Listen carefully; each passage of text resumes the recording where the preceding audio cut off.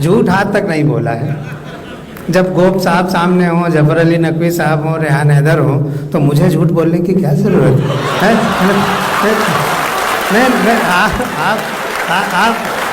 आप गलत समझ रहे हैं। मैं वो नहीं कह रहा हूँ। मैं भाई मैं वो नहीं कह रहा हूँ। आप लोग गलत समझ रहे हैं। मैं भगवान कसम वो नहीं कह रहा हूँ। हालांकि कह मैं वही रहा हूँ जो आप समझ रहे हैं।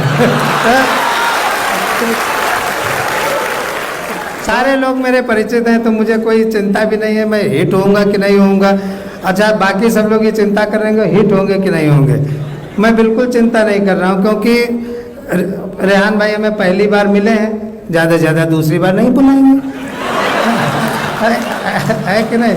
तो मुझे बहुत याद है, सब बहुत बड़े बड़े लोग, मुजफ्फर अली साहब बैठे।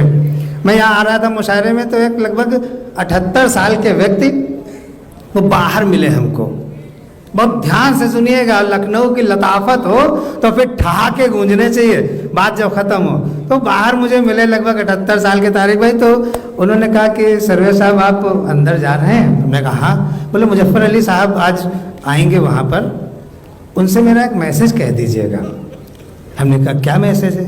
बोले मैंने वो उमराव जान में रोल किया था, उसका पैसा मुझे आज तक नहीं मिला है।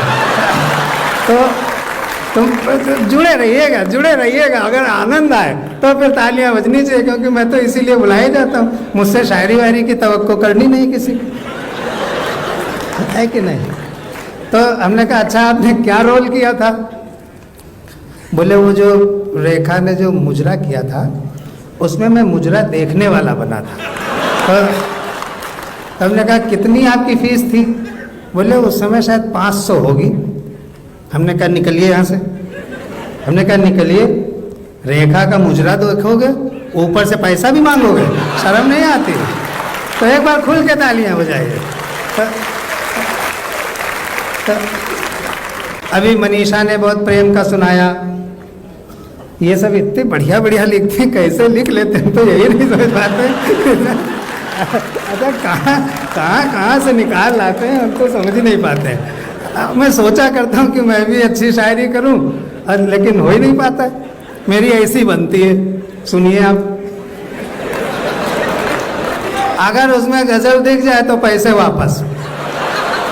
हाँ, बस मुस्कुराहटें मिलनी चाहिए। मैं अक्सर सोचता हूँ तुम मिलो कुछ बात हो जाए।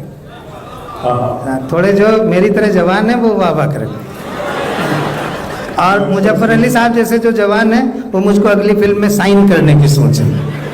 मैं अक्सर सोचता हूँ तुम मिलो कुछ बात हो जाए, घिरे बादल घने से और फिर बरसात हो जाए। देखिए क्या रोमांटिसिज्म मैं खींच रहा हूँ, क्या मंजर कशी कहते हैं ना उर्दू में इसको, तो क्या चित्र खींच रहा हूँ। मैं अक्सर सोचता हूँ तुम मिलो कुछ बात हो जाए, घिरे बादल घने से और फिर बरसात हो जाए। मैं तुमको साथ लेकर कार से जब घूमने निकलूं, मैं तुमको साथ लेकर कार से जब घूमने निकलूं कि पंचर हो सभी टायर वहीं पर रात हो जाए। अब बताइए, अब बताइए, मतलब है कि नहीं? दम है दादा कि नहीं, है कि नहीं? इकबाल अशर साहब सोच रहे हैं कि क्या यार लाहौल विला को बोलते हुए ये लोग अच्छे शायर हैं।